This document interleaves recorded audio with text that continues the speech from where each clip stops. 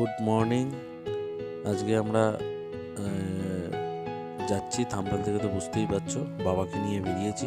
আজকে আমরা শুরু করলাম ডানকুনির এই মোড়টা থেকে, কালীপুরের পর। বোর্ডটা দেখে বুঝতে পারছো আমরা আজকে যাচ্ছি পুরুলিয়া, কিন্তু বাবাকে নিয়েই যাচ্ছি, বাবাও আছে সাথে। আমরা রাইডে বেরিয়ে পড়েছি। তো পুরুলিয়া যাবো আমরা আরামবাগ হয়ে রাস্তা, কিন্তু রাস্তার যে অবস্থা আর ভিডিওয় দেখায়নি, মানে মারাত্মক খারাপ অবস্থা রাস্তার। খারাপ মানে প্রচুর খারাপ। চাপাডাঙ্গার পর থেকে ওই তাপ্পি দেওয়া রাস্তা গাড়ি চালাতে খুবই কষ্ট হচ্ছে। তারপর আরামবাগ অবধি খুবই খারাপ। তারপর কোতুলপুরের পর থেকে জয়পুর ফরেস্ট হওয়ার পর রাস্তাটা ঠিকঠাক। তো আমরা যে বাবাকে নিয়ে যাব পুরুলিয়া আজকের দিনটা স্টে করব, কালকে আবার মুকুটমণিপুর হয়ে যাব। আমরা এখন এই জয়পুর জঙ্গলে পৌঁছে গেছি। তো জয়পুর জঙ্গলে দাঁড়িয়ে একটু বাবাকে নিয়ে ছবি আরে তুললাম।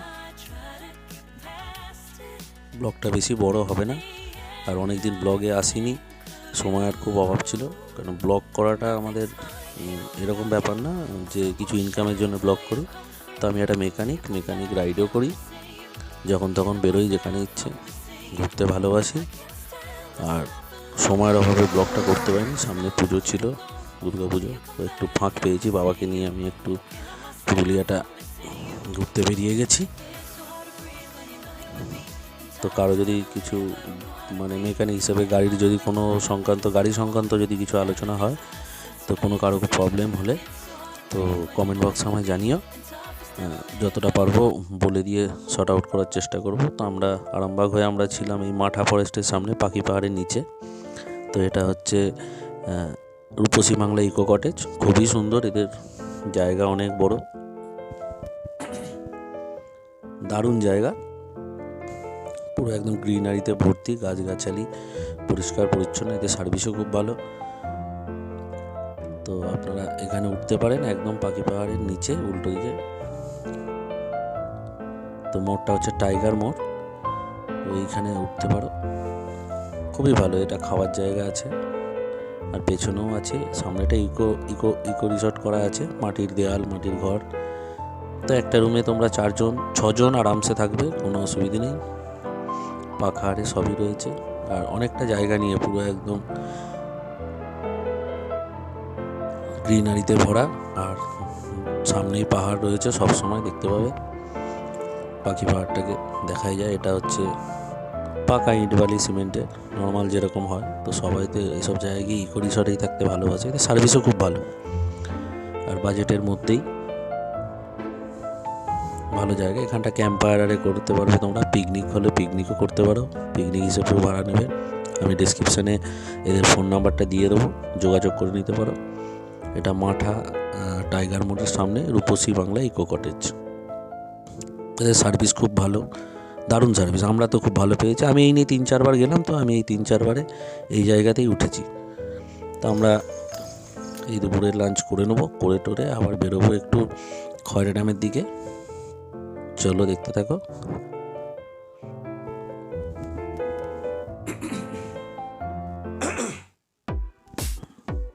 বাবাকে নিয়ে বেরিয়ে গেছি। এবার বিকেলবেলাটা একটু খয়রা ড্যাম ঘুরে, খয়রা ড্যামে একটু ভিডিও আরে তো করবোই। চলো, সানসেটটা দেখাবার ইচ্ছা আছে, একটু টাইম ল্যাপস করবো। চলো দেখতে থাকো।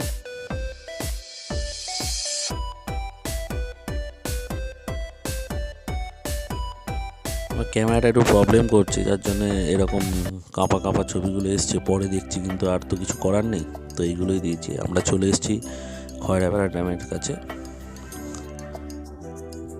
আগে এই পাহাড়টাই ছিল সব থেকে পুরুলিয়ার উঁচু পাহাড়, এখন তো অন্য এসে গেছে, গোর্গাপুরু এখন হয়ে গেছে। আর এই খয়রাপাড়া ড্যাম দারুণ সুন্দর। বিকেলে আমরা ঢুকেছি। তো বাবাও কোথাও বেরোয়নি অনেকদিন, বাবাকে নিয়ে বেশি তো লংয়ে যাওয়া যাবে না, তাই ভাবলাম পুরুলিয়ার সাথে মুকুটমণিপুরটাও ঘুরে বাড়ি যাবো, তখন সূর্য অস্ত যাওয়ার সময়। আর এই তো আমার চিতা, দারুণ সার্ভিস। একে নিয়ে সব জায়গায় যাই পরপর। তো ভালো লাগবে। এখানেও আছে মানে আইটিজি সোনার বাংলার একটা ইকো রিসর্ট আছে, এখানেও আপনারা থাকতে পারেন, খয়রাপাড়া ড্যামের সামনেও। আমরাও এসেছি বিকেলবেলা, দেখুন।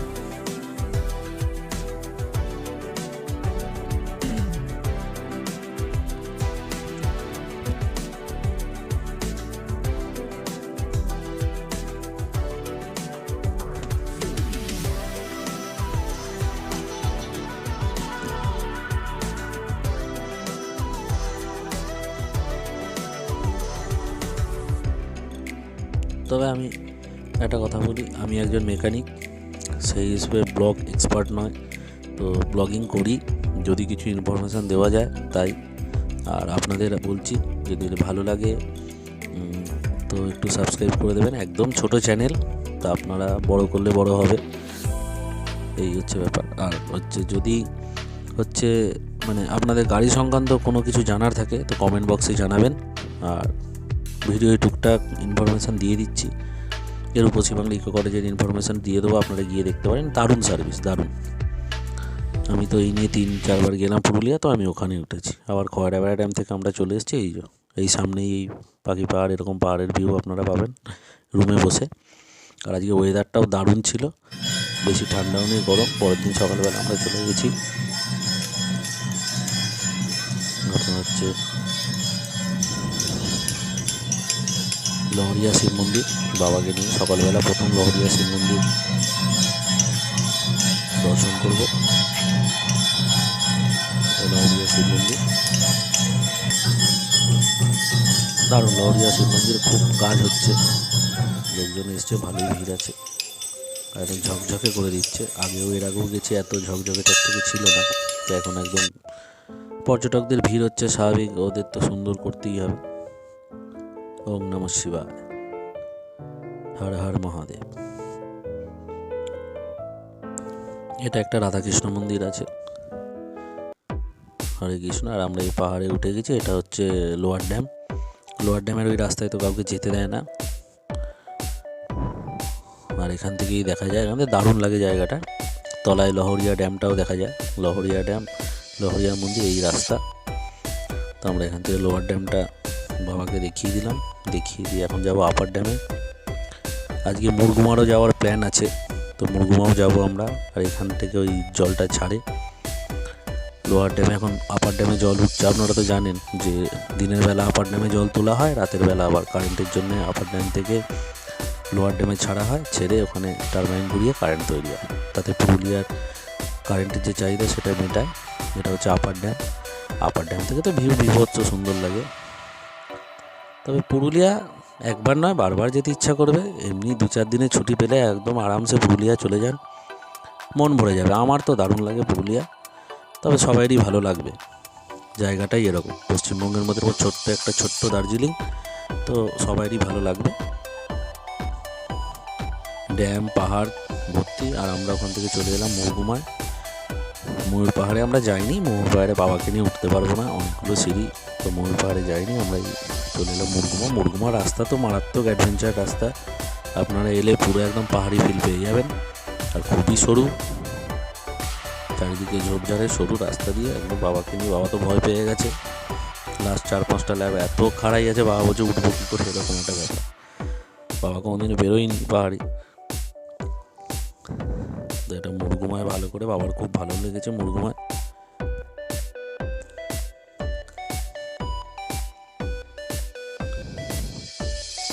আর আমরা এই মুরগুমা দেখে চলে এলাম মার্বেল লেকে। এটা মার্বেল লেক, আসলে এটা ড্যাম তৈরি হওয়ার সময় এখান থেকে পাথর নিয়েছিল, তো পাথর নিয়ে ড্যাম তৈরি হওয়ার পর এই গর্তটা পাথরের ভাঙায় যে খাইটা হয়ে গেছে, সেই খায়ে জল জমে এটা লেক মতো হয়ে এটা এখন মার্বেল লেক নাম দিয়েছে। পুরুলিয়া নিয়ে প্রচুর ব্লগিং হয়, সবাই জানে, ইনফরমেশন তো সবার কাছেই রয়েছে, এখানে নতুন করে কিছু বলার নেই। আমিও বাবাকে নিয়ে গেলাম পাহাড়ি রাস্তায়, বাবারও ভালো লাগলো, আমারও তো ভালো লাগবেই, আমি এই নিয়ে 4-4 টাইমস যাচ্ছি। তো বাবাকে নিয়ে আবার আমরা চলে এলাম সব দেখে, মুরগুমা ড্যাম দেখে। আর বামনি ফলস, দুর্গা ফলসে নামাইনি, কেন বাবার বয়স হয়েছে, উঠতে নামতে কষ্ট হবে। তো ওখান থেকে আবার এই আমাদের রূপসী বাংলা ইকো কটেজে চলে এলাম। এটা বাঘমুন্ডি থেকে আগে একদম পাখি পাহাড় যেখান থেকে দেখতে পাবেন, রাস্তাটা ঢুকছে, পাখি পাহাড়ের রাস্তাটা ক্রস করে এসেই আপনারা চলে আসবে বলরামপুর হয়ে এলে, এটা হচ্ছে তো রাত্রি আমাদের সৌভাগ্য হয়েছিল ছৌ নাচে, পাশে একটা ফরেস্ট অফিসের ইকো কটেজ আছে,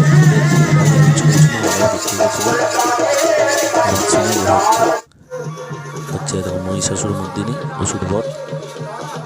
ছৌ নাচটাও আমি কোনোদিন দেখিনি, এতবার পুরুলিয়া গেছি, এবারে দেখা হয়ে গেল, এটাই ভাগ্য।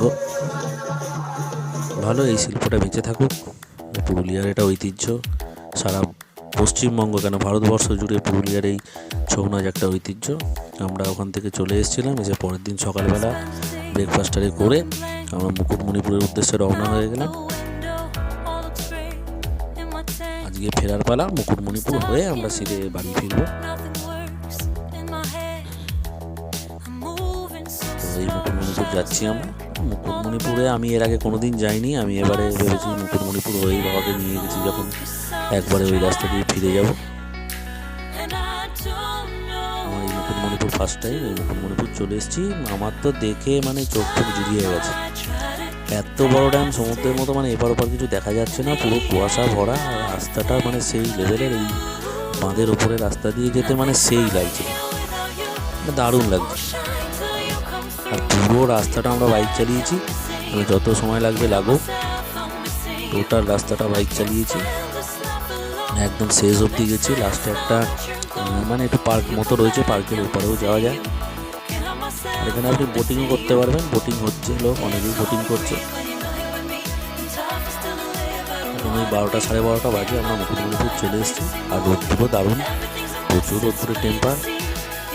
আর সবে পুজো শেষ করেই আমরা গেছিলাম, ব্লগটা দিতে দেরি হলো, তো ওই লক্ষ্মী পুজোর পরেই আমরা বেরিয়েছি। কারণ কালী পুজো থেকে আবার কাজের চাপ বেড়ে যাবে, 3-4 দিন একটু ফাঁকা আছে।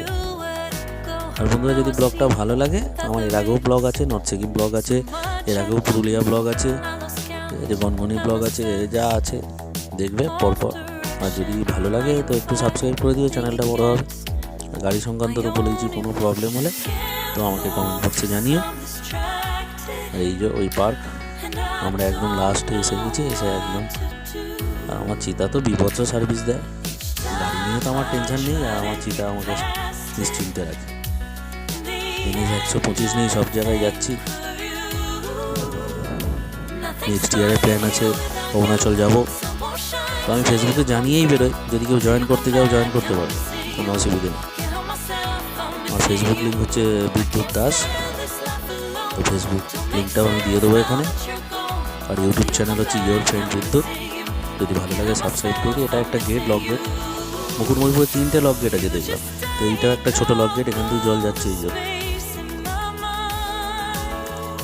এটা লক গেটের রাস্তা দিয়ে, ওখান থেকে আমরা সিধে বেরিয়ে খাওয়া দাওয়া করে লাঞ্চ করলাম। রাস্তাতে অনেক হোটেল ফোটেল আছে, মুকুটমণিপুরে থাকতেও পারবেন। দিয়ে আমরা এই বাড়ি চলে এসেছি, রাস্তা দিয়ে বাড়ি ফেরার পালা, বাবাকে নিয়ে ফিরে যাচ্ছি। তো ভালো লাগলে সাবস্ক্রাইব করে দিও চ্যানেলটা, লাইক শেয়ার যদি ভালো মনে হয় করে দিও। আর আমি ডেসক্রিপশানে দিয়ে দেবো হোটেলের রিপোজি বাংলা ইকো কটেজ, তো আমি ফেভার করবো, একবার গিয়ে দেখতে পারেন, দারুণ। তারপর না হয় আমাকে বলে আর আমরা ছবি তুলেছি। তো টাটা বন্ধু, দেখো ছবি আরে তুলেছি বাবার সাথে আমি। আর ভালো লাগলে সাবস্ক্রাইব করে দিও, লাইক করে দিও, চ্যানেলটা বড় করে দিও। আর গাড়ি সংক্রান্ত কোনো প্রবলেম থাকলে অতি অবশ্যই আমাকে কমেন্টসে জানিও, যার যেরকম প্রবলেম আছে একটা মেকানিক হিসাবে আমি সাহায্য করে যাব। I love Mukutmanipur.